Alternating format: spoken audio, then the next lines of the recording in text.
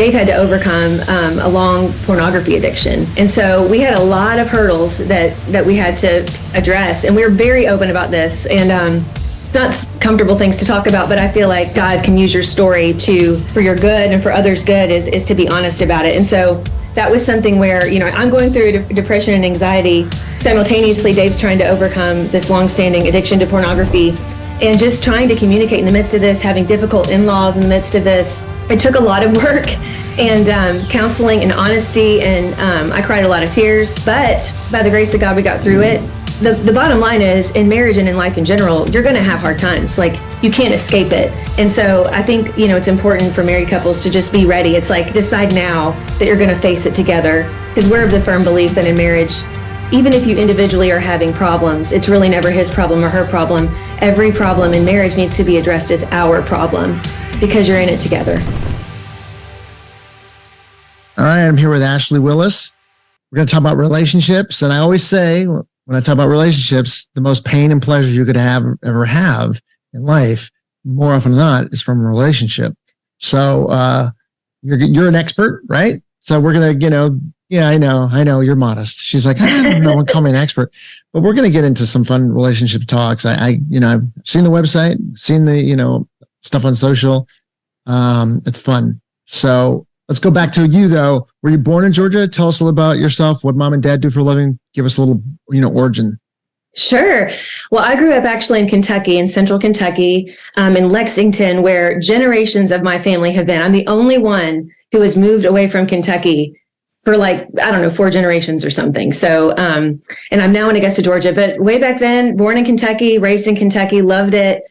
Something interesting about my childhood is when I was 8 years old, I was cast in a Broadway show and did commercials and lived in New York City for several years.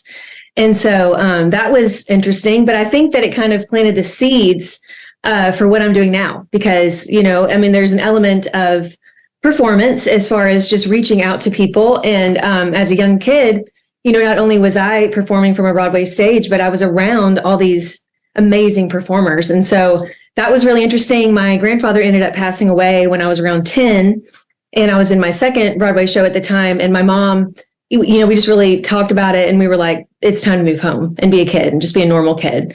And so I went home and got back in my school and just, had a great upbringing. And fast forward to my college days, my very first day of college, I met my husband, Dave, and in acting class of all things, so we both have that acting background. And we just fell hard second semester. I got married while I was still in college. I was only 20 years old. I just turned 20. Dave graduated one weekend. He's 2 years older than me. And then we literally got married the next weekend. And he worked a job on campus. And also at the same time, we were in youth ministry together at our church, and loved that. And then ended up moving to Augusta, Georgia, where Dave took a ministry job. And we've been here on and off for about 15 years, and we love it. And we kind of about 10 or 11 years ago started doing marriage ministry. And it was really birthed out of just Dave being a pastor, and most of the people coming to him for pastoral counseling, it involved marriage problems. And so he came to me one day and he was like, somebody needs to do something about this, like on a social media scale. And this is when Facebook was like the Wild West. And he said, somebody should do that. They should do something with Facebook. Somebody should do something. He kept on saying somebody. And he said, in that moment, he felt like God was like tapping him on the shoulder saying, well, you guys are somebody, and it's our budget, which is free. That's our budget, especially at that time. And so he started the Facebook marriage page, literally calling it Marriage. And at that time, there was no Facebook page called Marriage. And it kind of was slow growing in the beginning, but then kind of all of a sudden, just from consistent posts, we didn't put our faces on it. We didn't put our names on it. It was completely anonymous, except for our friends who knew that we were running that page, and just putting good, practical marriage advice on there. And it just went viral and has millions of followers today. But all of the marriage ministry was birthed out of our church and then eventually the Facebook page. And so now we work with, 5 years ago, we joined arms with XO Marriage, which we love. It was originally called Marriage Today. Jimmy Evans is the founder. And we just love it. We feel like it's a great partnership where we're able to do more together. And our jobs and our passion and our calling is to just help married couples have stronger marriages because we've been married 22 years. So we know there's a lot of people who, have a lot more experience than us. And we don't claim to be experts. We call ourselves marriage encouragers just because I think it's hard to be a marriage expert because there's no perfect marriage out there. We're all changing all the time. We're all works in progress. And so we just try to do our part to be honest. Our podcast is called the Naked Marriage Podcast because naked is a fun word, but also because we do talk about everything and we're very vulnerable on there. But it goes back to the very first married couple, Adam and Eve in Genesis, where it says they were naked and unashamed. And so naked, yes, physically, but also, spiritually, mentally, emotionally, because we believe that's what makes up a healthy marriage. Poetic. So 20 years old, get married, yes. In this day and age, that's young. No, it's young. So what hills and valleys did you guys have to overcome? I have our best friends out here in Texas. They're high school sweethearts. Yeah. And that's the greatest marriage. But inevitably, there's like things that come up that that happened back then in order to grow into what they have now. What was your journey like? Oh man, it was bumpy. I mean, we were kids, we were growing up together, which I love. I wouldn't change that for a minute, but I'm like, we just, our oldest son, we have 4 sons, and our oldest son just graduated high school and is going to college next year. And I'm like, that was me almost like he's almost at the age when I got married. Like, and I can't believe my parents gave their blessing. They did, but I'm sure at the time they were like, you're a baby. But no, it was a lot of normal things with communication. I feel like most marriage problems come down to communication. A lot of assumptions. This is the irony of it, is Dave and I both have degrees in communication. He has a master's in communication. I also have a background in therapy. So we kind of went in thinking like, we've got this figured out. And real quick, we were like, we don't have this figured out. Like, we need help. And some of the hurdles we had to overcome is, first of all, we really had issues with in-law relationships. And I don't want to out anybody in particular name-wise, but we've written a book on this called Married Into the Family, which is available for pre-order now. It's coming out in the fall. But we actually do tell our story along with many other stories of people overcoming this, on not just from the people getting married side, but from the parents side as well, just the complicated nature of in-law relationships. Because it's part of our story. We don't use the actual names, but we tell our story because that was one of the most painful experiences in my life and in Dave's life. And it was just heartbreaking, some of the things we went through, to the point where I ended up going into a deep depression. And for like 4 years, I had horrible depression and anxiety, went to counseling during that time, moved during that time. And so that was something we had to work through. We also went to counseling together to learn how to deal with difficult in-laws and set healthy boundaries. And then Dave, and he's very open about this, so I'll mention it, Dave had to overcome a long pornography addiction.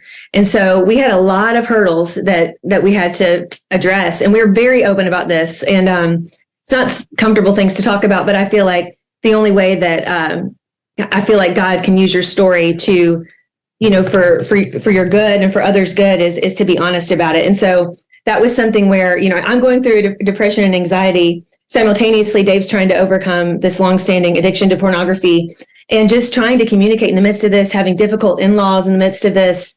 And we did feel like, it was kind of, there were some years there. I would say like the first 5 years of our marriage it was all of this. It was a lot at once. And so it took us, it took a lot of work and counseling and honesty. And I cried a lot of tears. But by the grace of God, we got through it. And not like the other, 15 plus years have been smooth sailing, but I do feel like because we were so young and had to go through all that, it gave us some grit for when, those hard times come, because the bottom line is, in marriage and in life in general, you're going to have hard times. Like, you can't escape it. Some of the stuff you bring on yourself, but there's a lot of stuff you don't. It's just the circumstances of life and imperfect people and just in a world that has a lot of issues. And so I think, it's important for married couples to just be ready. It's like, decide now that you're going to face it together, because we're of the firm belief that in marriage, even if you individually are having problems, it's really never his problem or her problem. Every problem in marriage needs to be addressed as our problem, because you're in it together. Meet the Bolo Pack, The ultimate travel companion that transforms into a hammock, a pop-up tent, and even a cooler. Whether you're hiking, camping, or chilling at the beach, the Bolo Pack has you covered. First up, the Bolo Pack is a sleek, compact backpack, perfect for day trips or long adventures. Need a break? With a simple pull, the Bolo Pack transforms into a relaxing hammock, perfect for catching your breath during hikes. Planning to spend the night? The Bolo Pack also converts into a pop-up tent, giving you shelter wherever you go. And the best part? The Bolo Pack doubles as a cooler, keeping your food and drinks fresh for hours. Let me show you how easy it is to switch between modes. First, the hammock. Just a few simple steps, and you're ready to relax. Next, the pop-up tent for quick shelter setup. And finally, the cooler function, ensuring you stay refreshed on the go. From day hikes to weekend getaways, the Bolo Pack adapts to your needs. Whether you're chilling, camping, or keeping your snacks cool, ready to upgrade your travel game? Get your Bolo Pack today and take your adventures to the next level. Link in the description. Yeah, I concur. You know, my wife, who always has a mystical way of saying, "Oh, it was destiny," you know, how we got together and all that. And I think that, you know, you find the best. I'm more methodical about this. I think you find the best person that you can, and then you work on making it the best that you can together. Yes, you know, to build the best scenario. Hers is a better version. It's more magical, but romantic. But that said, you know, as great as it was in the beginning, you know, to me, kids, when you have kids, they can rip you apart. And it's not really them, it's you. You know, what are you going to do?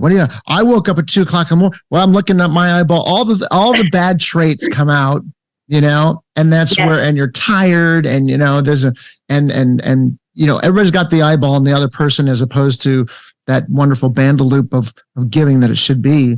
Sure. How do you know, did you guys navigate that with 4 boys? Oh man, let me tell you, I think, okay, so we went through the hard times that I just mentioned, but when we had children, first of all, my depression got much worse with the birth of our first child, and it came out of nowhere for me. I wish more people talked about postpartum depression and also how it can linger, because that was my story. I mean, it was like baby blues goes into deep depression and then like stays for a while. And so that was something we had to overcome. But when Cooper, our oldest, you know, we had our first 2 very close together, and then like took a break and had the other 2. So we call them the bigs and the littles. But those first 2, which we had within, you know, they're almost exactly 2 years apart. It was crazy. I mean, they were all boy all the time, like into everything, very physical. And Dave and I have very different ideas, even though we're very much alike in a lot of ways. We really are different when it comes to discipline. Like, I really lay down the hammer. I'm a real, like, no, it's this or that, and no in between. And Dave is just so much nicer. Like, so we always tease and say in between the 2 of us is a balanced parent. And, but we had to work on this because, you know, they're kind of in those, with the first 2 boys, we came kind of to a place where Dave came to me and he was like, you know, we weren't yelling at each other. We're not really big yellers per se, but he said he could feel tension from me, like almost bordering on resentment. And he said, I just can tell that I'm failing at, like, I'm not doing what you would hope I would do. And he's like, and I can just feel this tension growing between us. It's like, we just can't get on the same page with parenting. And I was like, yeah, you're right. I mean, in my heart, I knew that Dave was doing the best that he knew how to do. And I was also doing the best that I knew how to do. It wasn't that he didn't care or that he didn't love the boys as much as I love them or whatever. It's just different approaches. And so even still, we just really had a hard time coming together on that. And so Dave was like, I have an idea. Let's both think about a couple in the church or in our life that maybe is 10 years ahead of us. You know, clearly they're not perfect. There's no perfect families out there. But when you look at their family, you're like, you know, we could learn something from them. And so we really thought about it, talked about it, and came up with this same couple, Todd and Stacy. They also had 4 children. And we just were like, we can learn something from them. And I was like, no, we can't ask them. They're probably too busy, you know. And Dave was like, you can't say no for people. He's like, what's the worst that could happen? That they are too busy and they say no. But he's like, then we'll just find another couple that we can talk to. And so we asked them. They were honored. They were like truly honored. They were like, yes, we want to help. We, you know, so we had them over for dinner, kind of picked their brains on some of the things we were trying to overcome.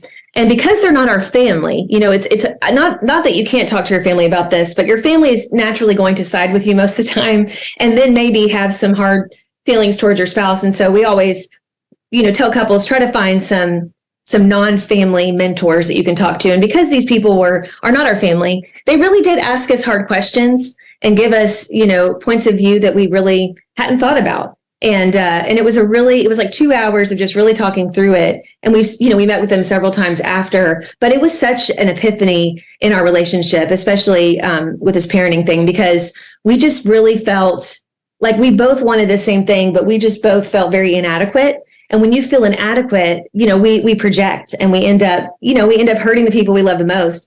And so we needed those mentors to help us see more clearly and to give us practical steps too, because when people are 10 years ahead of you and they've already parented their kids, I mean, there's a lot they know, and so I'm so grateful that Dave came up with that idea, and we've passed it along, many times over. Yeah. It's also the internal dialogue that you guys had really, if you ask yourself, first, the knee-jerk reaction is like, to lash out, you automatically, that's so easy to just be like, you're wrong. That's not right. But if you ask yourself, more empowering questions internally and externally, that's what came. You guys are okay. This seems like this. What can, say I can, what can we do? As opposed to she's, automatically doing that. And then, right. Even with your background, his background, your psychology background, you still said, look, success leaves clues. Let's go look at another couple, church and all that. You say you're not an expert, but you know what? You put in your 10,000 hours. They say about 10,000 That's true. hours. That is true. Yes. Right. More than, that. So, but still, and I know this was probably before you guys went heavily into your Facebook page and your podcast and your book, all the stuff that you're doing. But that said, no matter how much you knew, you were willing to learn. Oh, for sure. And I will tell you, we get to work with couples, of all walks of life, all different years of marriage. And the common theme I see, like when we talk to, a couple who's been married 50 plus years, we're always like, what's your secret? Like, what do you think is the secret to a strong, lasting marriage? And they always say, like, you never arrive. You never arrive in marriage. Like one of my favorite things is when we are doing like a church or a group will bring us in to speak to these people, on marriage. And I'll see in the front row an older couple who is so sweetly sitting there learning from us. Dave and I always say we want to be like them when we grow up, because I do feel like we can learn from different generations of people being married. I feel like there's always something in every season of life where we can grow. And that is a common theme, because marriage is hard. I mean, it is, and I even think you can be the most compatible people you've ever met, and it's still going to be difficult at times, because we're individual human beings and we go through different things. And so I feel like we shouldn't be surprised that we might have some hiccups, but I don't think that means we're doomed. I mean, I think it's like, go and reach out for mentors, go keep learning. That's why we're so grateful to be part of XO Marriage. We do conferences all over the United States. We are constantly creating resources through our podcast, through YouTube, and not even just us, but these other people from different walks of life who speak into the marriage space. And, we learn from them too. Like we learn from these conferences too, from the other speakers. And I feel like all of us, we need to keep that level of humility and willingness to learn in order to grow. Yeah. And that journey never ends, because I haven't said this quote in a long time, but there's like a great movie called The Natural, Glenn Close and Robert Redford. So she's sitting there. And she says, I believe we have two lives, one that we learn with and one that we live with after that. And you hit a critical mass point where you learn to X amount of information and you seem to be having momentum, and you're like, hey, we're riding across pretty well. And as far as the example in relationships are concerned, you hit that stride. The kids are getting older. You feel like, hey, we have momentum. This is a really great stretch. Everything seems to be great. Yes. Where the hard gear comes in, I think, in relationships is, and I've only seen this with, elders, like that when, like, let's say, how do you navigate like health problems as you're older, or what's a long-term or tragedy arises? How do you, and because it's easy when there's not a lot of volatility. It's when the volatility comes around that's outside of your reach. It's, things that happen you couldn't work on together that are affecting you guys together. That's an interesting thing to navigate. How do you guys, deal with trauma with couples? Yes, that's such a great question, because it is true. It's like when the bottom drops out, that's when you're really tested. Like, what are we really made of here? Like, do we have what it takes to get through this? And I'm of the firm belief that we don't, just the two of us have what it takes to get through this. Like, we're Christians. We believe we need God, the power of God in our lives, but also we need people, we need community. And we need, mentors, we need counselors, we need doctors, all these different people to help us get through it. And so in our own personal journey, about 7 years ago, my husband was just having these weird symptoms. Like he just was having stomach upset all the time. His mood changed like very drastically. My husband is a very happy-go-lucky person. Like, to give you kind of a lens into kind of who he is, when he was a kid, he wanted to be on SNL, like, and he's hilarious. He really could have. I'm like, that could have been another path for you, because he really is just, he's just a funny genius. And well, he gets a lot of practice too. He gets to speak to a congregation. He's getting an audience every Sunday. I'm friends with the pastor. Does. He gets his audience. He wants to do stand up. I also. Yes. So he gets an audience every Sunday. So it's a nice little set they have to get to exercise. It's so true. And he does. I'm like, you do get to be like SNL, but you're actually, you're also helping people, which is awesome. But so he's generally a happy person, but all of a sudden his mood, it's like he just had a very short fuse, and more than just like, I'm in a bad mood. It was like he couldn't get out of it. And there'd be times where like he would just, it's not even, again, like he's yelling, but just the intensity that was coming from him, you could feel it, and the kids could feel it. And I would be like, sweetie, you probably don't even realize you came off this way, but you are not yourself right now. And he would look at me and he'd say, listen, I can tell I'm not myself, but I don't know what to do. Like, I can't get out of this. And it's almost like similar to depression. And in fact, he later was diagnosed with depression, which manifests itself a little different in most men than women. In women, it manifests more like sadness. In men, it's more like anger. And so it took me, even though I have experience with this personally and but professionally, it took me a little bit to recognize it, because I was too close to it. And then one day I was like, listen, I think there's something physiologically going on here, but also in the mental health space. And so he does not like going to doctors. And thankfully he hasn't had too much of his life. He's been pretty healthy. But to my urging, he went to a doctor that does, it's a DO, a doctor of osteopath, which for those who don't know, they do a more widespread blood test to test for specific things. And they do a lot of just exploratory things that maybe you wouldn't get in a typical doctor's office. Not to knock typical doctors, we love them all. But this is what he needed. And so anyway, we're not thinking anything necessarily is going to come back. We're just thinking we're doing our due diligence. Well, he goes back to that appointment and she's like, oh my gosh, some of your levels are way off. But more than anything, you have, like, your thyroid's practically not working. And he has what's called Hashimoto's, which is one of the thyroid conditions. And for those who don't know, Hashimoto's messes you up. I mean, it messes your mood up, your energy, your sex drive, because it messes with all your hormones, and it can throw you into a depression. And so that led us in, that was like about 7 years ago. It led us into trying to find out what would help Dave. I mean, it was changing some of his habits with eating. He's generally pretty healthy, but he had to get even healthier. We had to manage his stress. They believe that Hashimoto's can lie dormant because it is genetic, but it can lie dormant, but usually stress can bring it out. And as a pastor, he just found that he was saying yes to pretty much every person that came to him for help. And you just can't do that. Like, you have to have some boundaries in place just for your own mental health. And so in those days and weeks and months and years that kind of have led us to this point, it's been a journey. I mean, and it's been tweaking different things. He just, when he thought the thyroid levels were right, then it would, he'd have issues again. And about 3 years ago, his testosterone levels were completely out of whack. And he's thinking, I'm way too young for this, but really it's because the thyroid was attacking it. But he was able to find a doctor who could help him find treatment for that. So with all that said, that was a hard time. I mean, there were, moments where when your spouse is not acting like themselves, it's easy to be like, listen, get it together. Like, why are you being kind of mean right now? Or why are you so tired? We can tend to be like, I'm tired too, or I'm working all these hours too. I'm doing all this too. Why can't you just get it together? But that was, in those moments, I just really had to remember that, again, it's not his problem. only. It's our problem. And I need to do whatever I can to help him be at his best. And so I tried to make sure that I offered him a lot of compassion. And just to be honest, Dave offered me the same going through my depression. I was not a happy person. I wasn't a pleasant person to be around.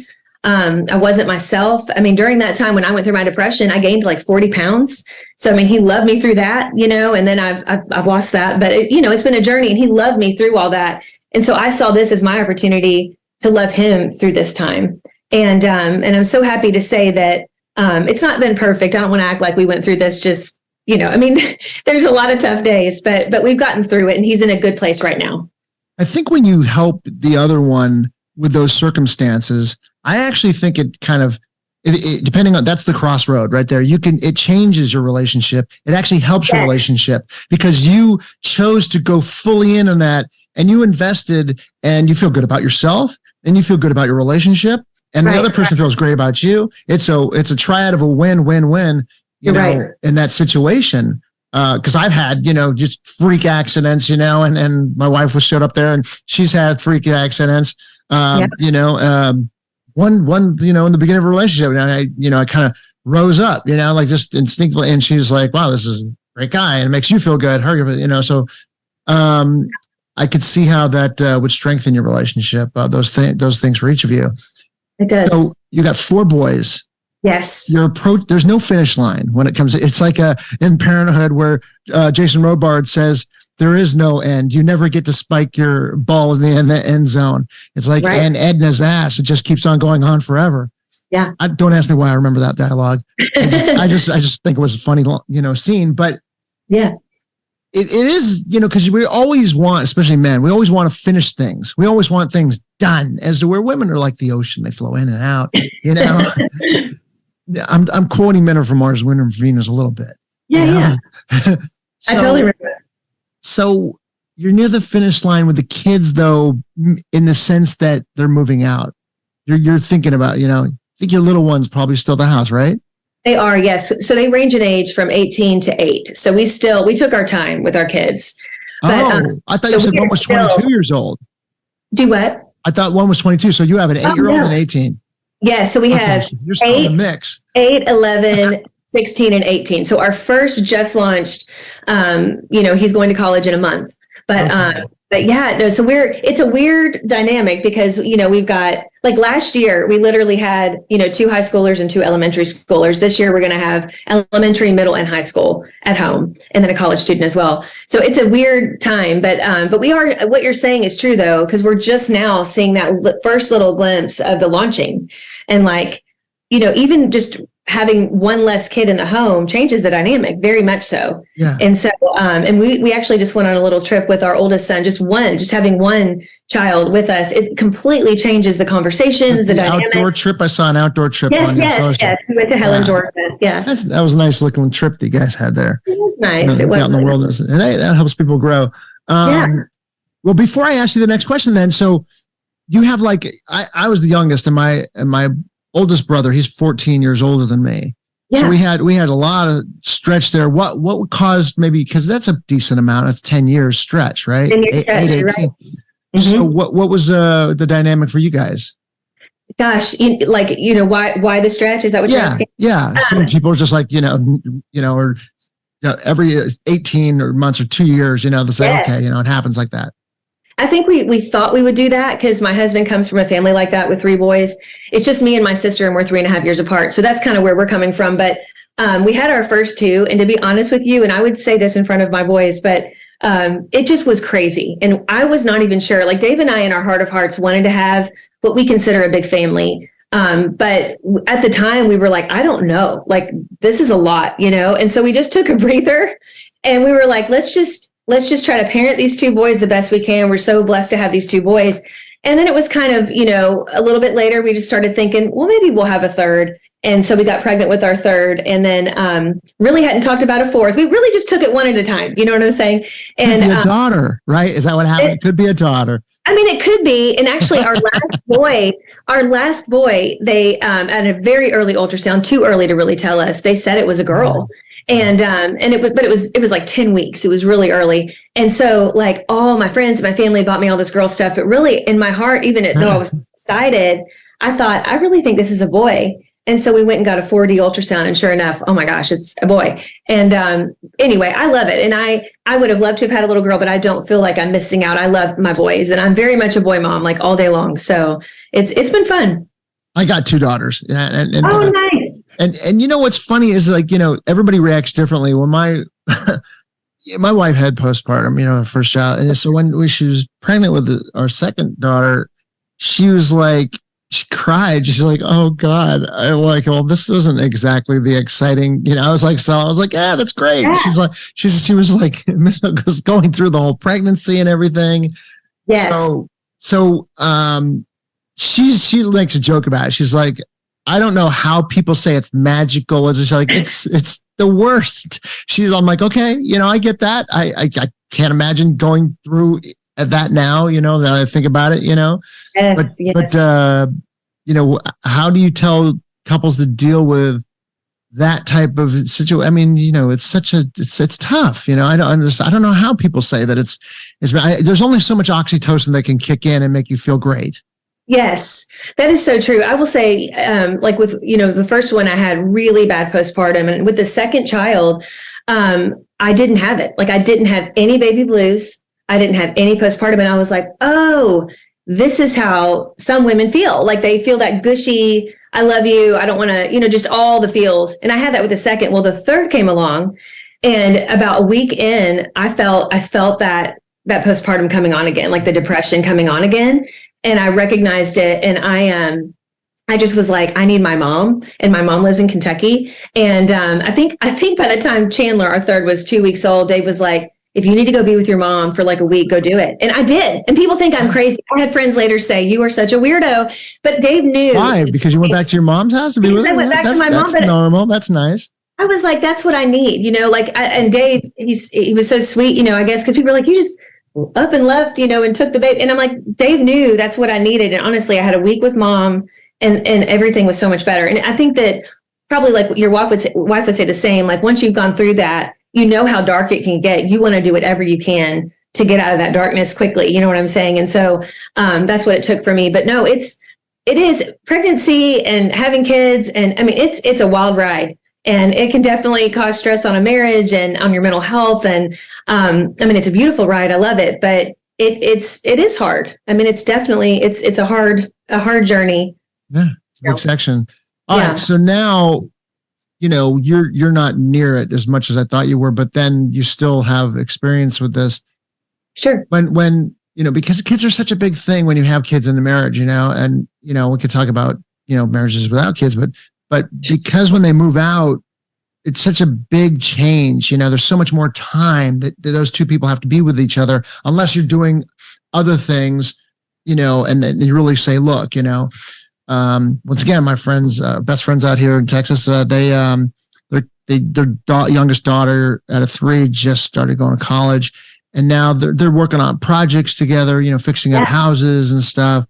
Mm-hmm. They're just dandy, actually. You know, it seems like it, but what are some of the dynamics of how to navigate that part? Yes, no, I'm with you. One of my best friends, totally the same, just launched her third child, which is their last child. And they are literally like, just having the time of their life, you know, doing everything. But I know that is not necessarily how it is for everybody. I mean, in fact, in the work we do, we see it a lot. I mean, there's like an epidemic of empty nesters divorcing because they're like, I don't know this person. I don't know how to have fun with this person anymore, because everything was so focused on the kids. They lost their friendship, you know, because I mean, a strong marriage at the heart of it is a strong friendship. And you just see these people who are like, without the kids to, you know, a lot of times, and I think we saw this with the pandemic as well. You know, our kids, you know, which obviously are our heart, and we want to do everything we can to raise them well and to provide for them and love them and do all those things. But when there can be this dynamic when a married couple is having issues, they can almost use the kids as this barrier to not have to deal with them. And so what we saw during the COVID pandemic was also, you know, people either separating or divorcing because all of a sudden they're all in this house and they have to deal with stuff. They can't let the kids, the job, the extracurriculars be the thing to keep them busy. Like all of a sudden it's like, okay, we've got to deal with each other. And I think the same thing happens with empty nesters. I think that they just don't know what to do with the time, like you said. And so we encourage couples, let this be an exciting time. And actually, it's really smart if before you launch that last kid to talk about what is this going to look like? Like, what is it going to look like? What are we going to do differently? What do we want to keep the same? Because we are going to have a much quieter house, which for one spouse may be the best thing they've ever experienced. But for another, it can be like the saddest thing. And it just is a reminder of the empty nest. And, how we deal with those two different dynamics and just all the different feelings that we have is everything, and I think being there for each other and not assuming that the way we feel is the right way, because really it's just how we feel. And sometimes we can't help how we feel. We just have to process it. And it's not good or bad. It's just different. And I think that couples who understand that and really have grace for each other in that area, they tend to do the best. And like your friends, having new projects and new goals and kind of pivoting in this season to be this beautiful time, I think is the goal for most people. But I think that, I've seen other couples where they're just terrified of the empty nest. I mean, they're literally terrified because they're like, I just don't know. Like in their heart of hearts, they're like, I don't know if we're going to last because the flame has gone out. They just feel like there's not the love there anymore. But I'm telling you, I've seen like the deadest marriages come back to life when both of them really decide to fight for the marriage. But it takes work, it's not going to automatically happen. But it is something that is possible if both are committed to that. Yeah, the Japanese have something called ikigai, where it's a life of purpose. So I think that like both partners need to focus on a purpose in order to succeed. Because even one, like let's say one says, well, I'm going to go off to do this because I think this is going to be healthy for me. But if the other one's staying at home, they need to find that ikigai, the purpose, that keeps them busy in a good way.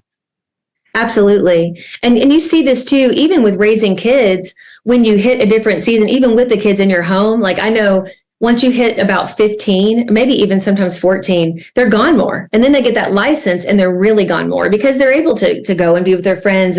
But you see a lot of times where couples, they're not quite on the same page with this and they're frustrated because it's just different. The house looks different and there's not something to fill that void. They feel like this huge void.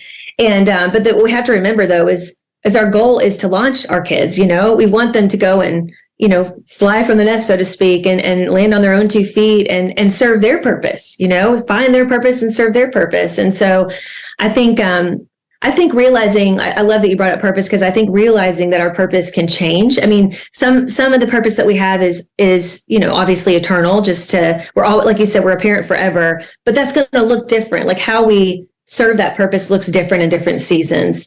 And I think too, based on what our spouse, needs from us in that season, what we need from our spouse, those things can change too. And I think just having an ongoing conversation about it and really listening and not assuming is huge, because assuming things, and I've been guilty of this, but that gets so many couples in trouble, and it just leads to a lot of miscommunication and fights and really frustration with each other. Right. Adults, children turning into adults, they move out, keeping the relationship now that where the marriage is like, gets strained on that is you have a whole other human being out there that is now part of your family, but they have their own ideas. Yes. And you guys got to navigate that together and how you're going to deal with that. Of course, it's always good to be on the same, you and the husband and wife be on the same team when the child, or now the adult child is just, hey, look, they're on their own. So you're not like there yet, you don't have, your kids going to college, but they're not like with another marriage, right, and they're doing their own thing. And they're saying, hey, this is what I think of you. And I'm a separate island and all that. How does that journey look like? And how do you, coach on that? Man, like you said, we are just on the brink of that. But just in navigating it with other couples that we work with, I think we have to, we really have to allow our kids to have that autonomy that they so badly want. And, and I know that where it's a little complicated for parents is when they're still like they're still being supported by you financially, like when they go to college or whatever. And yet they're flexing and saying like, I'm 18, I'm 19 or whatever. And maybe not making decisions that you want them to make. I think that's where kind of the rub is for a lot of parents. But I think especially when our kids are becoming adults and are adults, I think that we just have to have so much respect, even when they're not acting, like they're not being respectable. There's actually some science, like neuroscience behind this, that like really when we can give them opportunities where we can pour into them and show them respect, like you can be respectable, it does something to where they want to rise to that occasion. And so I try to, and I read a book on this too. Like there's a lot of books I've read, but I really, especially with boys, now girls want respect too, but especially because I read a lot of raising boys books, boys really, I mean, they want to be respected, right? And they want to be respectable. And as a mom, and I had this other boy mom when my kids were just getting into the teenage years, she talked about this with me, but she also said, like setting those high standards, but also giving them ways that they can make choices and win kind of, in a healthy way. And that's what I've been learning. But I know, like with my friends and with different people we've worked with who have adult kids, I think that there are going to be disappointments. I think that we don't need to be surprised when our kid has different thoughts, politically than us, or they end up hanging with different people than we thought they would hang with. And I'm not talking about like, obviously we don't want them to get into like dangerous scenarios or scenarios where they're hurting themselves or others, but just when they're different, like it's just a little different. I think that the families that fare the best are the ones that keep talking and keep having those conversations and are like, you're always welcome here. Let's talk about this. And just having respect for each other. And, and obviously we don't want our kids to talk negatively about how they were raised or whatever it is, but just being willing to hear them out. Like I was actually, having a conversation with a mom in one of my classes recently, and she went through a divorce 3 years ago. And she said that her child, I guess, was sharing at their youth group, like publicly, like in the youth group. And I think that he's probably 16 years old.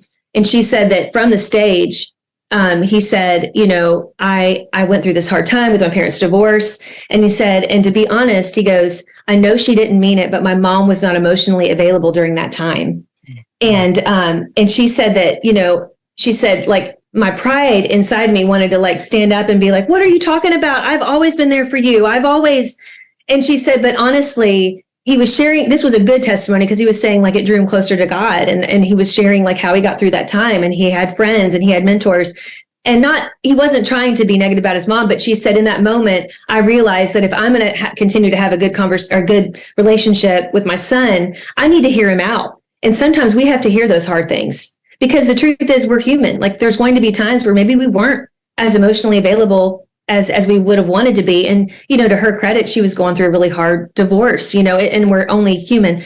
But I think that, to your point, I just feel like we have to be willing to put our, not let pride get the best of us, because it does, it flares up. And I think we have to be willing to just hear them out. And also really, when we hear them out, then we can really talk to them. And we want, like Dave and I always say, we want to be that safe place for our kids. Like, we just went on that trip to Helen, Georgia with our oldest son, and just having, he's got strong opinions about things that may not necessarily be exactly how I see things, but being willing to talk to him about it, like not getting upset that it's different.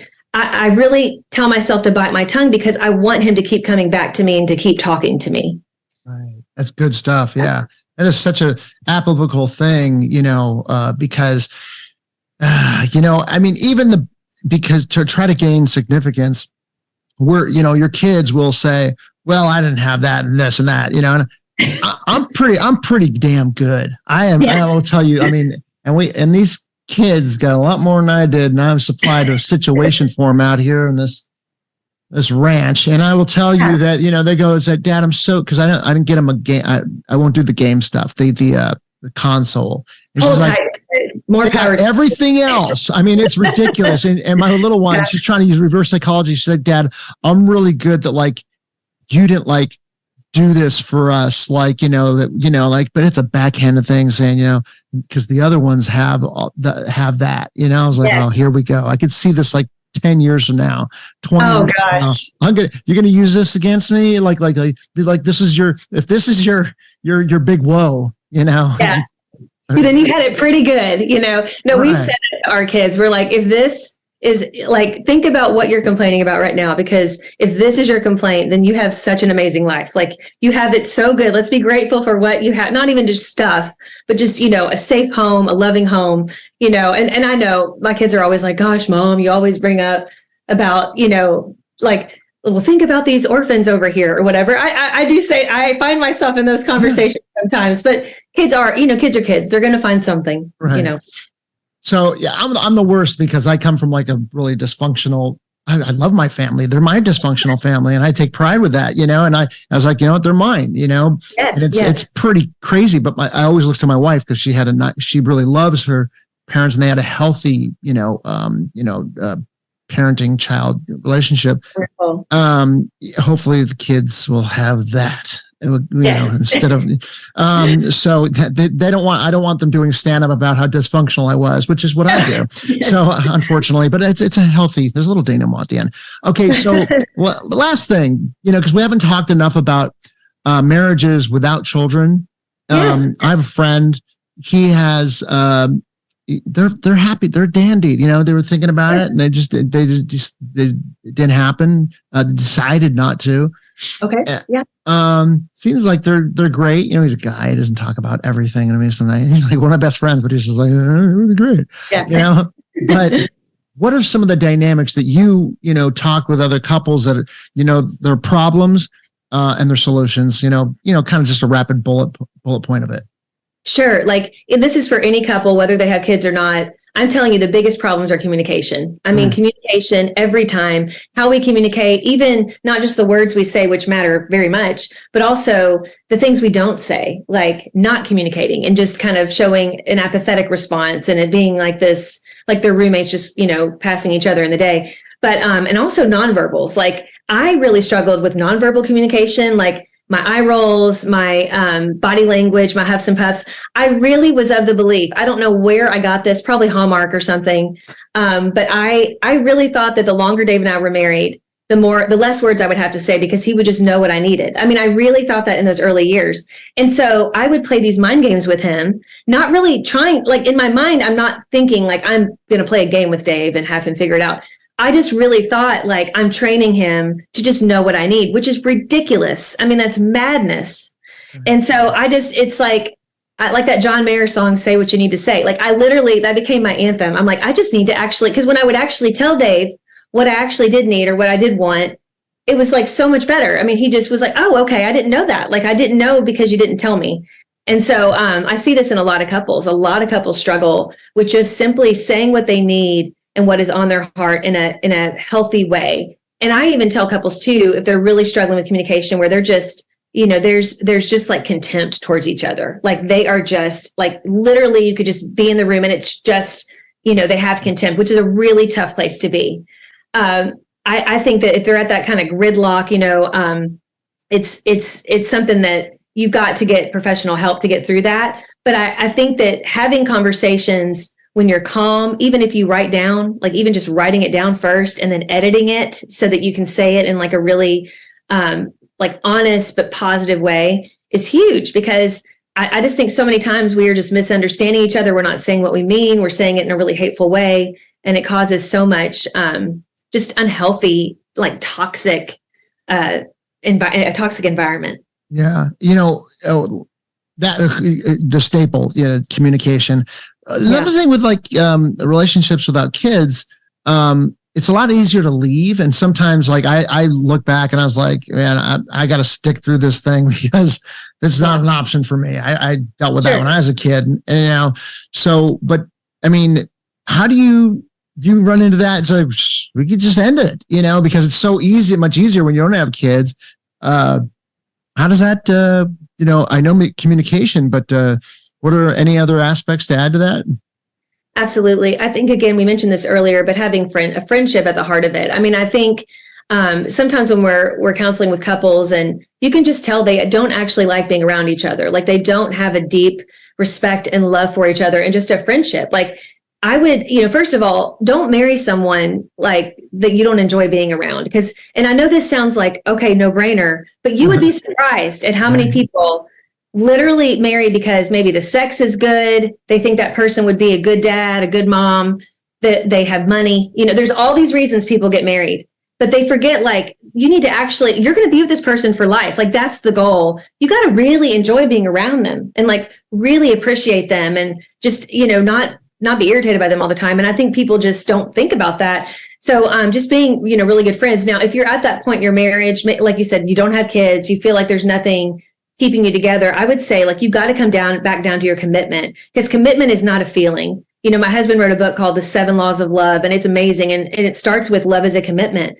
And, as Christians, it says God is love, and God never gives up on us. Right. And I mean, we're not God, like, we're flawed human beings, but we need to aim for that kind of love. That love's called the agape love, right? It's the self-sacrificing love, that doesn't give up when things get hard. Now, I know there are times where, there's been infidelity and, maybe it's serial infidelity and things, and people, maybe divorcing is the best thing. But I would say there's a lot of times, and of course, abusive situations. But I would say there's a lot of times people get divorced just because they're tired. I think they're just tired of fighting, with each other. And I get it that you can get to that point, but I just would encourage people to start fighting for each other, because there's actually stats behind this. I can't remember who reported this, but maybe it was Shanti Feldhahn. She's a friend of ours and an author who's written a lot of books on marriage and relationships.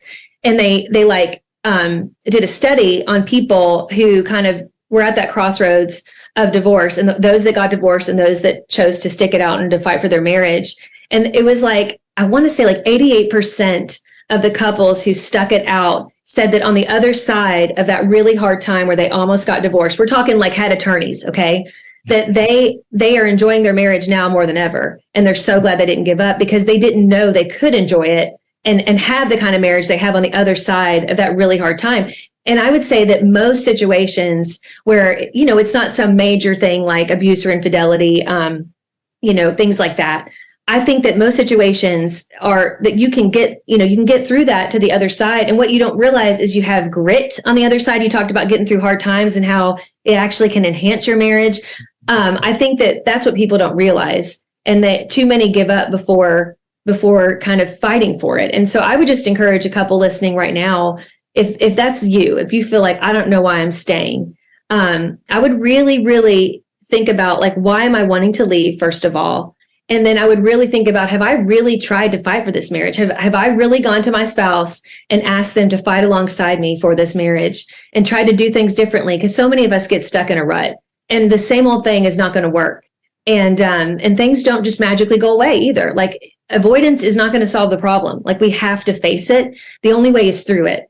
And so I think, people like us and XO Marriage and all these marriage and family therapists, like, there's so much help out there. And that's why we do what we do, is to give people hope. And Jimmy Evans, the founder of XO Marriage, likes to say that your marriage has 100% a success rate if you're both willing to fight for your marriage. And I firmly believe that. And I've seen it. I've even there's times, and I love it when this happens. There's times when Dave and I have met with a couple, and I would never tell the couple this, but like, we leave that meeting and we're like, I don't know. I don't know. Like, I just don't know. And then like a month later, we see them again, and it's like, they've done the hard work, they fought for it, and they kept on doing those things that we told them and others. And they're like in this much better place, and their marriage is better than ever. So I love it when I'm proven wrong, and I'm one who, like, I always see the hope, but there are times where you're like, I just don't know.